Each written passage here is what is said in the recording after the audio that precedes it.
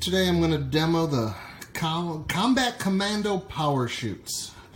This is coming from Shelton Fireworks. When I was just perusing through Shelton's, I thought these sounded kind of interesting. They were going to be a canister. Now, notice it says powerchutes, not technically a parachute. Anyway, the description that they had was going to be a canister shell. That's a big one. Okay. Even gonna tell this moron's bottom. I love it. Okay. Anyway, the description was supposed to be, it was gonna have a report, some type of effect, and then a flare that was supposed to be almost for nighttime use.